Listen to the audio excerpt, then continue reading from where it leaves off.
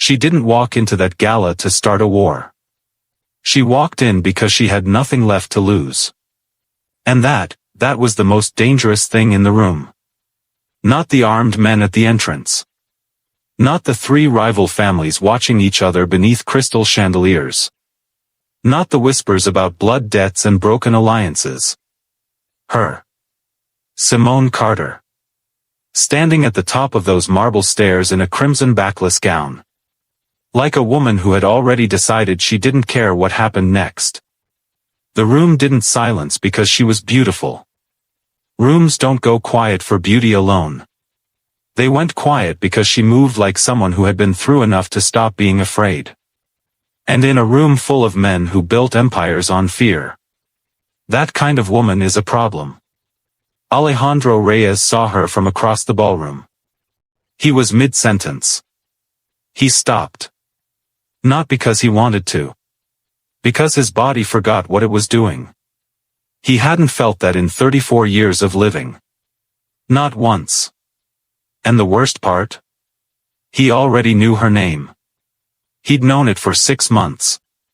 He just never expected her to walk into a room and make him forget who he was. Alejandro Reyes did not walk into rooms. He arrived in them. There was a difference, and everyone in Mexico City's underworld understood it without being told. When most men entered a space, the room continued around them. When Alejandro entered, the room reorganized itself. Conversations lowered. Backs straightened. Eyes found the floor. He was 34 years old, lean and dark-suited, with the kind of face that looked permanently unimpressed. Not cruel. Not menacing in the theatrical way that smaller men performed. He was something far more unsettling, completely unbothered. Like a man who had already decided the outcome of every room he walked into before he stepped through the door. The Reyes cartel controlled 4 states and 3 port corridors. They did not advertise this. They didn't need to. Power that announces itself is power that fears being doubted. Alejandro feared nothing. That was the problem. Men who fear nothing tend to be unreachable. Untouchable not just physically, but emotionally. Like a locked room with no door. His lieutenants had learned in the first year of his leadership, don't ask what he's thinking. He'll tell you what you need to know and nothing else. His mother, God rest her, used to say her son had been born with a wall inside him instead of a heart. She wasn't wrong. He ran a clean operation. No unnecessary casualties. No spectacles. No ego displays. Men respected him, and more importantly, they were afraid of the version of him they'd never actually seen, the version that only came out when he decided someone had crossed a line that couldn't be uncrossed. That version had appeared exactly twice in 5 years. Both times, the problem ceased to exist within 48 hours. Tonight, he stood in the reception hall of his estate, the Reyes compound in the hills above Guadalajara, watching the pre-gala security briefing with the expression of a man reviewing weather forecasts. Calm. Systematic. Already 3 moves ahead. The Vidal family confirmed attendance, his head of security, Marco, said. Rodrigo Vidal himself. Good. You're not concerned? Alejandro looked at him. Just looked. Marco moved on. The Vidal family was the reason for tonight's event. A formal neutrality gathering, the kind of performance powerful men staged when they wanted to pause a war without admitting they were tired of fighting it. The Reyes and Vidal cartels had been bleeding each other quietly for 2 years. Tonight was theater. A ceasefire dinner in tuxedos and diamonds. Alejandro had agreed to host it because controlling the environment was the most intelligent move. He didn't mention the other reason. He didn't mention her. Simone Carter had been in Guadalajara for 6 months. She worked as a senior liaison for an American trade consulting firm, legitimate, respected, completely above suspicion. She had come into his orbit by accident, a legal land acquisition that briefly overlapped with Reyes Holdings. His lawyers had flagged her name. He'd had her looked into. Standard protocol. What was not standard protocol was what happened after. He kept reading the file. 3 times. Then a 4th. He told himself it was strategic interest. He had not once, in 6 months, admitted to himself what it actually was. Tonight, she was on the guest list. He had approved it personally. And he had not told a single person why. Simone Carter was not afraid of powerful men. She had grown up watching her father negotiate with city councilmen, property developers, and police commissioners, all of whom smiled to his face and moved against him behind closed doors. She had watched him remain standing. Steady. Unbroken. She had inherited his spine. At 29, she had built a career that required walking into rooms where she was the only woman, often the only black woman, and leaving those rooms having reshaped the conversation. She was good at it. Not because she was loud. Because she was precise. She listened longer than most people were comfortable with. She asked the questions no one else thought to ask. And she had a quality that unnerved men who were used to controlling information. She always knew more than she let on. She'd been in Guadalajara since November. The city was beautiful and complicated, the way anything is beautiful when it has survived enough. She had grown to love the mornings here, the light different from anything back home, the way the city held its own history in its architecture. She had not grown to love the weight of what she'd stumbled into. The land deal was straightforward on paper. A commercial development corridor, an American firm facilitating acquisitions, local stakeholders to satisfy. Except 2 of those stakeholders had names her compliance training had flagged. She'd reported it. The firm had quietly reassigned the flagged portions. Matter closed. Except someone had noticed she'd flagged it. 3 weeks later, a man had appeared at a networking event she attended, tall, dark suit, no introduction, and simply stood at the edge of the room watching her with an expression she couldn't decode. Not aggressive. Not flirtatious. Something more unnerving than either. Analytical. Like she was a calculation he hadn't finished yet. She'd asked around. Alejandro Reyes. The name landed in every conversation like a stone dropped in water, slow ripples, people looking away. In the months that followed, their worlds had overlapped exactly 3 times in professionally legitimate settings. City infrastructure meetings where the Reyes family's legal front companies held interests. Each time, he was there. Each time, he acknowledged her with precisely enough attention to be courteous and not enough to be readable. Once, at a Chamber of Commerce dinner, he had walked past her table and paused. "You asked the wrong question tonight," he'd said quietly, without stopping.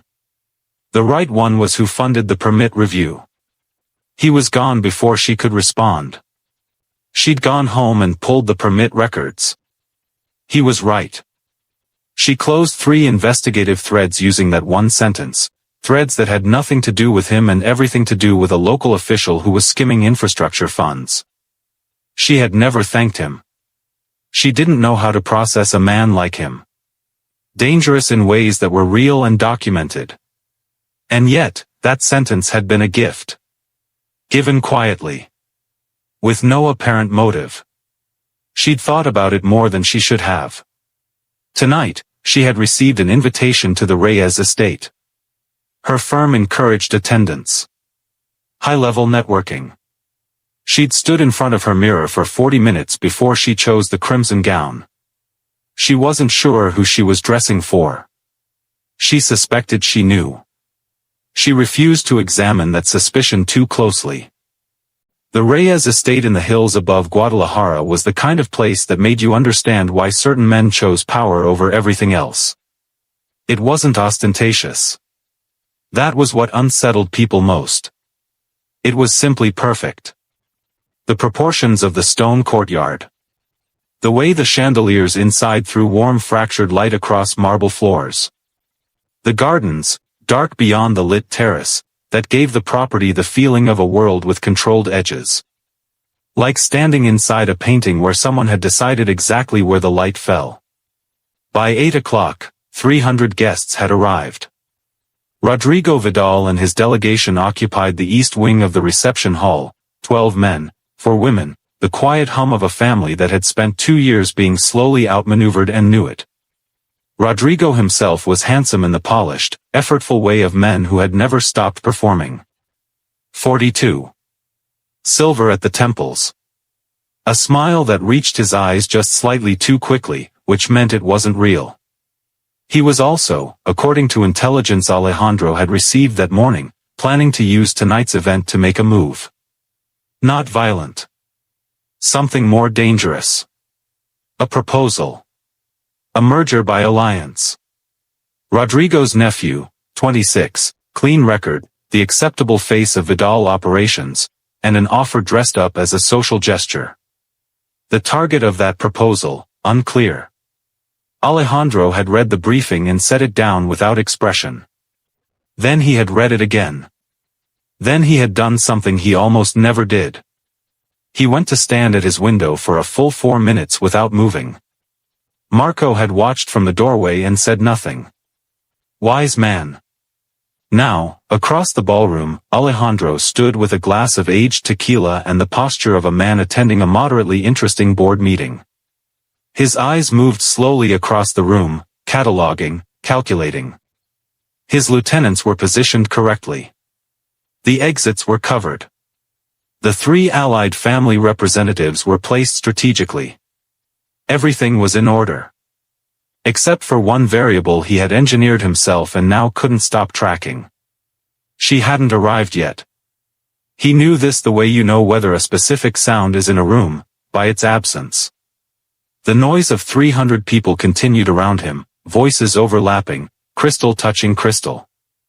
Underneath all of it, a specific quiet that told him she wasn't there yet. He took a slow sip. On the mezzanine above, the string quartet shifted into something slower. Rodrigo Vidal appeared at his side with a practiced smile. Alejandro.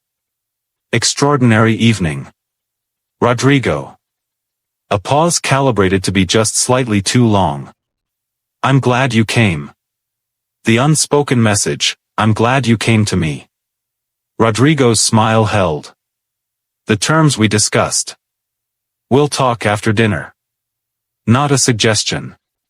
Rodrigo nodded and drifted away. Alejandro turned back toward the entrance. The grand doors opened. And the room, without entirely meaning to, rearranged itself. She was at the top of the stairs. Crimson. Backless. Still. Like she had rehearsed the moment and then forgotten she was performing it. Alejandro did not move. He did not speak. His jaw tightened exactly once. And the hand holding his glass, slowly, involuntarily, tightened. The thing about a woman who has decided she doesn't need to perform is that she performs without meaning to.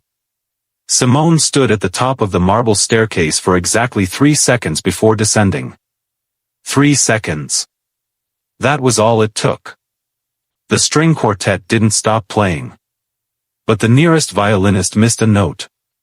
2 men in conversation near the base of the stairs stopped mid-sentence.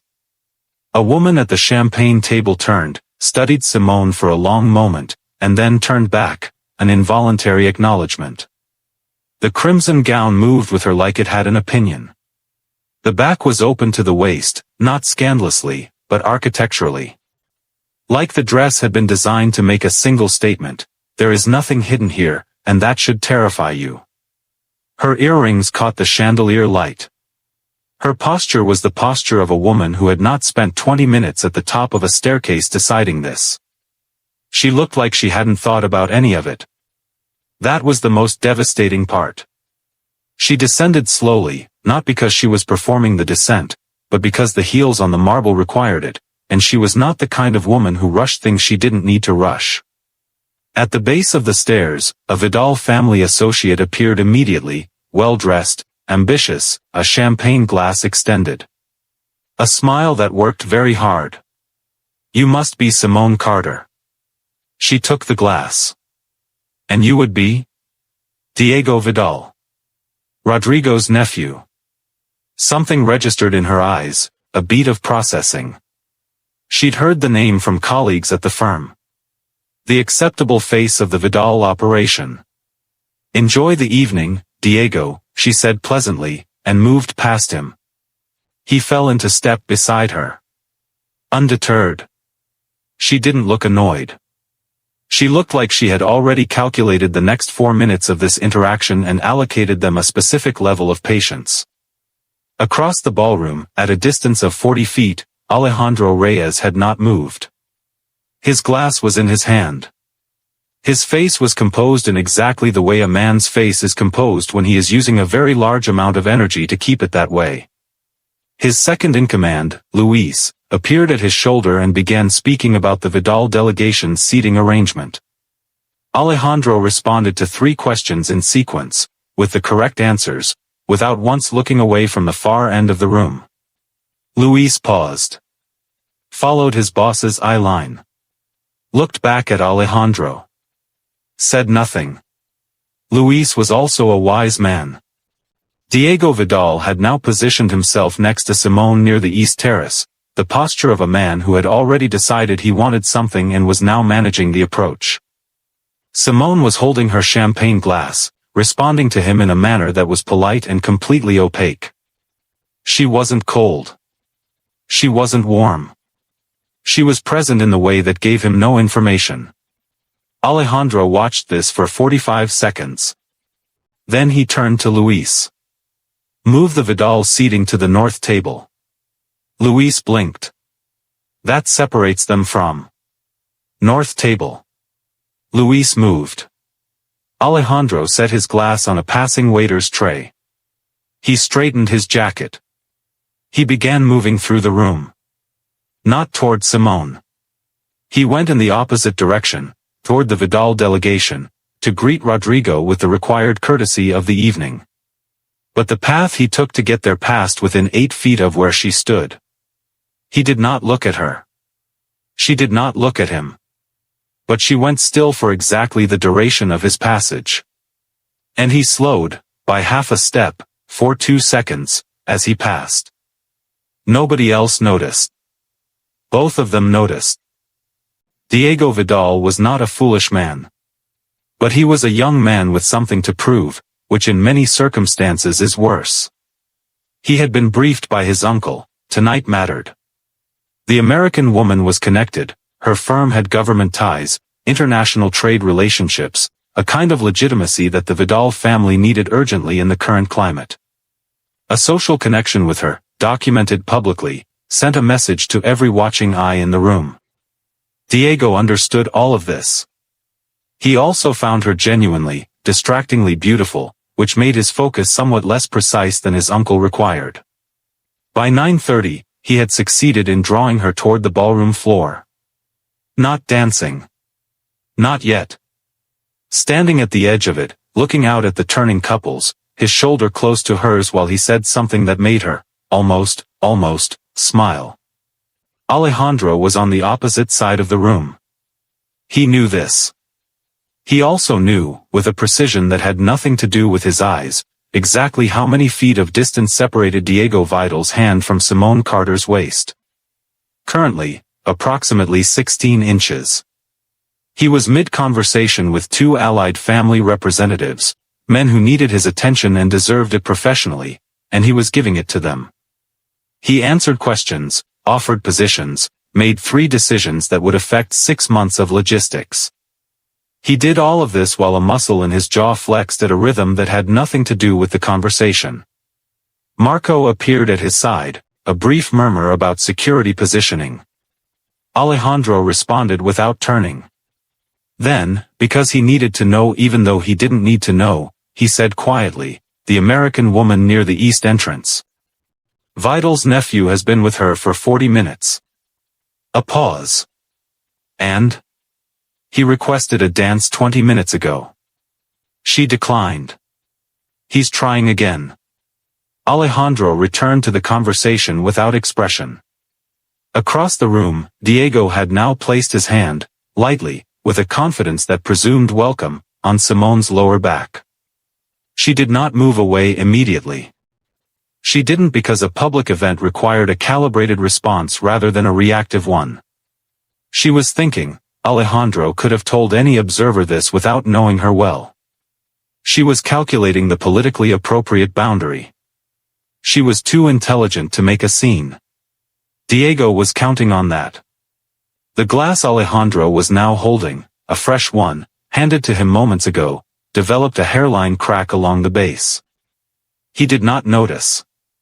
Luis did. He quietly exchanged it. At the far end of the room, the string quartet shifted into a waltz. Diego leaned close to Simone's ear.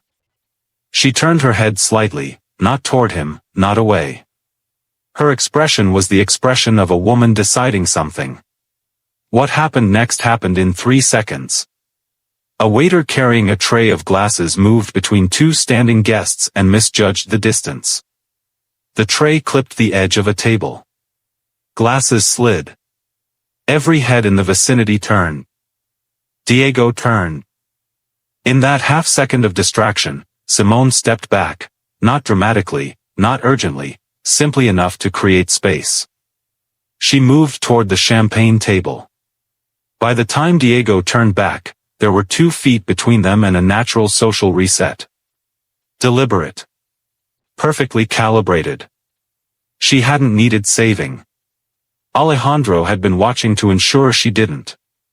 He exhaled very slowly, and the sound of it was almost inaudible. Almost. Luis heard it. Luis continued looking straight ahead. The trouble with avoiding something is that the room is only so large. By 10 o'clock, the gala had shifted into its later rhythm, the formal dinner complete, the evening open, the music slower and continuous. Guests moved between conversations, the energy loosening in the way expensive events loosen after the official portion ends and people begin to behave like themselves. Diego Vidal found Simone again near the terrace doors. This time, he'd recalibrated. Less urgency. More ease. He was good-looking and he knew how to use it, the way certain men learn to soften their want into something that looks like companionship. "One dance," he said. "I've been patient." She looked at him for a moment. "You've been persistent." "Those are different things." "True." He smiled. "One dance. And then I promised to be persistent about something else entirely." She didn't laugh. But the corner of her mouth moved in a way that was not quite a refusal. He offered his hand. She took it. Not because she wanted to. Because declining in this room, in this specific social context, would create a narrative she didn't have the energy to manage. She was a professional at a professional event. One dance. They moved to the floor. Alejandro saw it happen from 40 feet away, and the specific stillness that settled into his body was the kind that comes before something irrevocable. He did not move. He should have gone to the north corridor. Marco had a briefing waiting. 2 operational decisions needed his sign-off before morning. There were things requiring his attention that mattered considerably more than a dance floor. He stayed. He stayed and he watched, and the experience of watching was something he did not have a clean word for. It wasn't rage. Rage was simple, he understood rage. This was something with more architecture to it. Something that wrapped around his sternum and stayed there like a held note. Diego danced well. The hand on her waist was proprietary now, there was no other word for it. She danced with restraint. Precisely enough. Correct posture, limited eye contact with her partner, the engagement of a woman fulfilling a social obligation. Alejandro could read that. What made the thing in his chest worse was that Diego couldn't. He was looking at her like she was something he'd already decided to keep. One of the Vidal family women appeared at Alejandro's side, a third cousin, attempting something social.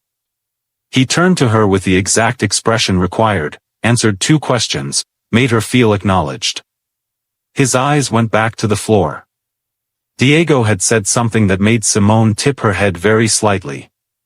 The posture of a woman listening to something that had surprised her. Alejandro set his glass down on the nearest surface with a click that was precise and final. He turned toward the dance floor. He walked. Not quickly. Not with aggression. The way a man walks when he has run out of reasons not to. He reached the edge of the floor in 11 seconds. He didn't announce himself. He didn't touch her. He simply stopped 2 feet from Diego's shoulder and looked at Simone. She saw him first. Her expression shifted, not fear, not warmth. Something with no clean name. Recognition, and something behind the recognition. Diego felt the shift in her attention and turned. The two men looked at each other. Alejandro said nothing for 4 seconds. Then, I believe the next one is mine. Not a question. Not loud. The kind of sentence that rearranged the room. Diego Vidal was not a coward. But he was intelligent enough to understand the geometry of what was happening. The man across from him had not raised his voice, had not made a threat, had not done anything that could be described as aggression in any formal sense. And yet, there was a frequency in Alejandro Reyes that every person in proximity to him felt without being able to articulate. The kind of stillness that isn't peace, it's a compressed version of something much larger. The stillness of a man who has made decisions that altered the shape of things and will do so again without hesitation. Diego looked at Simone. She was looking at Alejandro. Not with the expression of a woman being claimed. With the expression of a woman watching a detonation she had been waiting for without knowing she was waiting. Diego stepped back. Once. With a grace that was the best possible version of retreat, smooth enough to preserve dignity, realistic enough to acknowledge the room. Of course, he said. And he left. Alejandro turned to Simone. They were standing 3 feet apart and the music had not stopped. You didn't need that, she said quietly. No. Then why? He looked at her for a long moment. The kind of look that has nothing left to perform with.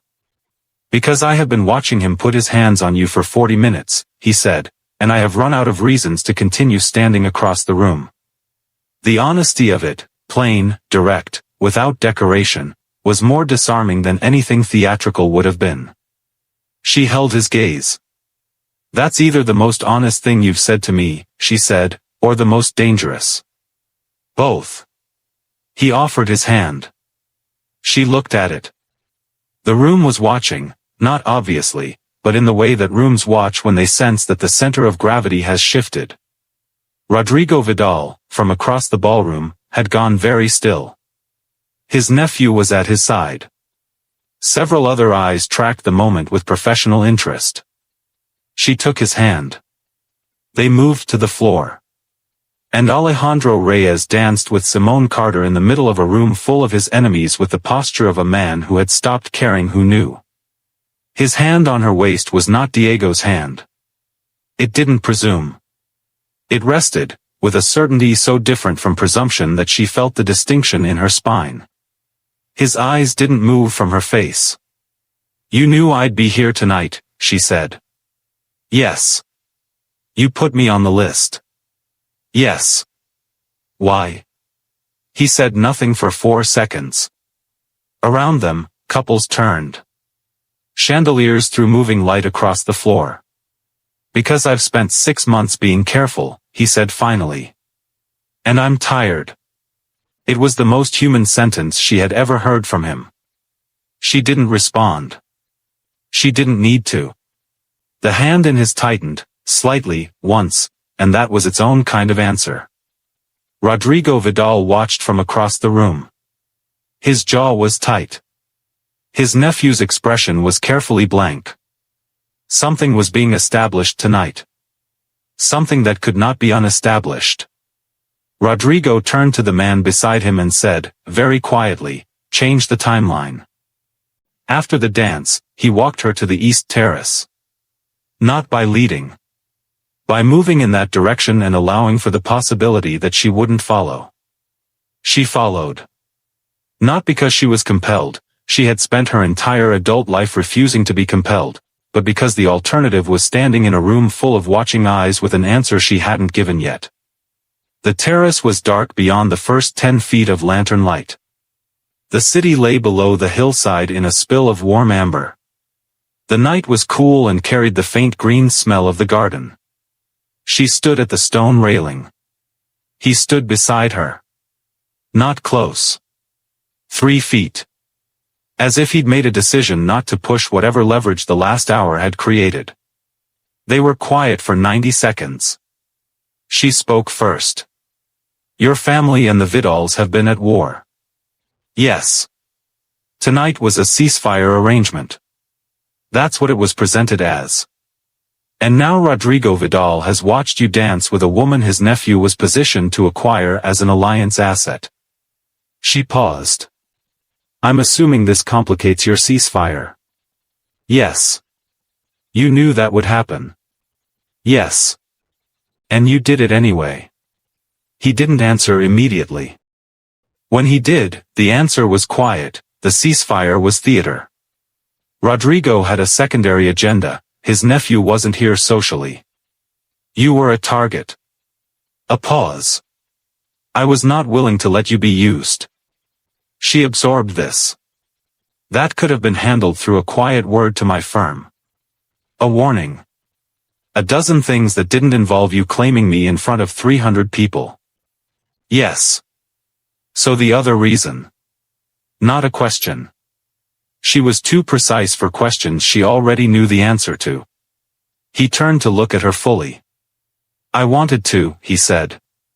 That's the part one can't dress up into strategy. The city glittered below them. She looked at him for a long moment. This man who ran things on silence and calculation. Who had spoken 6 sentences to her across 6 months and managed to give her more useful information in those 6 sentences than most people offered in 6 hours. I don't know what to do with you, she said.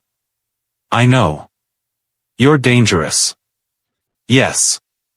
Not in the way people think, either, she said slowly. The rest of it, the cartel, the family, all of it, I know what that is. I know how to maintain appropriate distance from that. She stopped. You specifically are a different kind of dangerous. He said nothing. You make me feel like I'm already several moves behind, she said. And I don't like that feeling. You're not behind, he said. You've been ahead. You've known what this was for months. You came tonight anyway. The honesty landed. She turned back to the railing. Through the tall glass doors, she could see the ballroom continuing. And in the far corner, Rodrigo Vidal watching the terrace doors with an expression she recognized, the face of a man recalculating. Someone's watching us, she said. Multiple people. Does that concern you? A pause. It means, he said carefully, that tonight changes things. And that by morning, certain people will be making decisions based on what they think tonight meant. And what did tonight mean? He looked at her. Whatever you decide it meant, he said. I'm not in the habit of making that decision for women. Something shifted behind her eyes. Not surrender. Recalibration. By 11:30, the gala was ending its formal phase. Guests moved toward exits. The Vidal delegation was collecting coats, conversations, the visible choreography of a group preparing to leave without appearing to rush. Rodrigo Vidal made a point of finding Alejandro near the entrance hall. Remarkable evening, Rodrigo said. I'm glad you found it so. I wonder if we might revisit the timeline on the Eastern Corridor negotiations. His voice was pleasant. His eyes were not. Certain developments tonight suggest a reassessment might benefit both families. Alejandro regarded him for a moment with the expression of a man watching a chess piece announce its own threat. Tuesday, Alejandro said. My counsel will contact yours. Rodrigo smiled. Of course. He paused, with the precision of a man placing a word where it would do the most damage. She's quite something. The American. Alejandro said nothing. It would be a shame, Rodrigo continued, in the tone of a man discussing whether, if her work here became complicated. International professionals in sensitive regions sometimes encounter friction. A beat. Rodrigo. Alejandro's voice remained at exactly the same volume and cadence it had been all evening. No shift. No heat. If anything uncomfortable reaches her professional life, her residential security, or her name in any conversation in this city, I will consider that a declaration. The pleasant expression on Rodrigo's face held. But something behind it rearranged. A declaration, he repeated. Of intent, Alejandro said. Which you know I follow through on. He extended his hand. Rodrigo, after a half-second that cost him considerably, took it. Tuesday, Rodrigo said. Tuesday. The delegation moved toward the exit. Alejandro watched them go with the stillness of a man who had drawn a line in the floor of the room and was now waiting to see if the other side would test it. Luis appeared. The Eastern Corridor reassessment was the secondary agenda, Luis said quietly. Rodrigo wanted leverage to renegotiate the port terms. I know. He'll come at us from the money side now. Freeze the offshore holdings through the Villanueva accounts. Already anticipated. Move the Villanueva assets before morning. Luis moved. Alejandro stood in the emptying entrance hall. The evening was ending. What came next was not an ending. He found her near the coat room, speaking with a woman from the City Trade Commission. When Simone saw him, she finished the conversation with the ease of someone who had been managing social exits since childhood, and stepped aside. I need to tell you something, he said. She waited. Rodrigo made a comment about your work here. Your position in the city. Her expression sharpened. I responded, he said. I need you to know that what I said, it was not a negotiating position. It was real. What did you say? That any interference in your professional life would be treated as a declaration. She looked at him steadily. The weight of what he was saying assembled itself in her face, not gratitude, not alarm. Something more complex. The face of a woman who understands that a man has just walked out onto a dangerous ledge on her behalf, and that the ledge is real. You shouldn't have done that, she said. That's a significant escalation. Yes. For someone you've spoken to 6 times. Yes. Why? He looked at her. Because some decisions don't wait for sufficient evidence, he said. I've known since the first time I read your name that you were going to cost me something. A pause. I decided to let it cost me. She was back in her apartment by midnight 15. The crimson dress was still on. She hadn't changed. She was standing at her window with a glass of water, looking out at the Guadalajara skyline, when it came. Not on her phone. A sealed envelope. Slid under her apartment door. She stood very still for 5 seconds before crossing to it. Inside, a single card. Heavy paper. No letterhead. 3 words in clean, precise handwriting. Trust no one. And beneath that, a name. Not Alejandro's name. A name she recognized from 6 months ago. From the land deal. From the compliance flag she had filed and the firm had quietly resolved. Her firm's name. The name of her direct supervisor. She stared at the card. 3 thoughts assembled in sequence, with the cold logic of pieces clicking. The land deal had not been quietly resolved. Her flag had not been filed where she thought it was filed. And the reason Rodrigo Vidal had known exactly who she was, and exactly what she was worth as an alliance asset, was because someone inside her firm had already sold that information. She sat down on the edge of her bed. She thought about tonight. About the way Rodrigo's nephew had known her name before she'd said it. About how quickly he'd found her at the base of the stairs. About the nature of calculated positioning. She had been a pawn in a move she hadn't known was being played. Her phone lit up. A number she didn't recognize. She answered. Silence for 2 seconds. Then his voice. Low. Even. Did it arrive? She closed her eyes. Yes. I've known about it for 3 weeks, he said. I didn't tell you because telling you would have changed your behavior at the event tonight, and I needed tonight to go exactly the way it went. A pause. I need you to understand that everything tonight was real, he said. And also that I used what was real to move a piece I needed moved. Those 2 things are both true.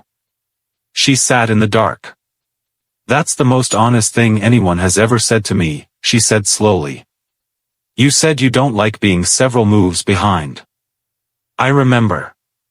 Now you know the board, he said. All of it.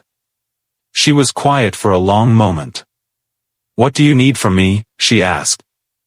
Nothing tonight. And tomorrow? A pause. Tomorrow, he said, I need you to decide whether this is something you're in or something you're walking away from. Either decision is yours. Both decisions I'll respect. And if I walk away? Then you'll be protected regardless. That's not conditional. She looked at the card in her hand. The name of the person who had sold her. The man who had known about it for 3 weeks and sent her into that room with that information deliberately, and still, somewhere in the middle of the calculation, had danced with her like nothing else in the room existed. I'll call you in the morning, she said. I'll answer. The line went quiet. She set the card on her nightstand. She did not sleep for a long time. And somewhere in the hills above the city, in the study of an estate that smelled of old wood and cold night air, Alejandro Reyes sat at his desk and did not sleep either. He waited. For the first time in years. He was genuinely uncertain how something was going to end. And the terrifying, unfamiliar thing was. He didn't hate it. Some things don't announce themselves. They arrive the way that night arrived, dressed in chandeliers and danger, holding a champagne glass, wearing a red gown with the back open to the waist. And by the time you understand what's happening, you're already several dances in. By morning, Rodrigo Vidal had made 2 calls that Alejandro's people intercepted before 9 o'clock. The ceasefire was over in everything but name. The war that had been paused was resuming, but on entirely different terms. Because the thing about a man who has spent years being strategic is that when he finally moves emotionally, the strategy doesn't disappear. It reorganizes around what he cannot lose. Simone Carter called at 9:47. 2 words. I'm in. What followed was not simple. It was not safe. It was not the kind of story you tell at a dinner table. But nothing real ever is. The Mafia boss who had never once let anyone see the unguarded version of him, who had built an empire on the understanding that visible feeling is exploitable weakness, had let her see it. Not by accident. By choice. And that choice, more than any war or alliance or territory line, was the most dangerous thing he had ever done. Some people ask, what makes the most powerful man in the room lose control? The answer isn't power. It isn't beauty. It isn't strategy. It's finding the one person who sees all of it, the empire, the calculation, the wall inside him where a heart should be. And decides to stay anyway. She stayed. And now? Now neither of them was safe. But for the first time in a very long time, for both of them, that felt like exactly the right thing. If you stayed until the end, you already know, this was never just a story about a mafia boss. It was a story about what a man does when he finally finds something worth breaking his own rules for. Part 2 is coming. And trust me, you're not ready for what she finds out next.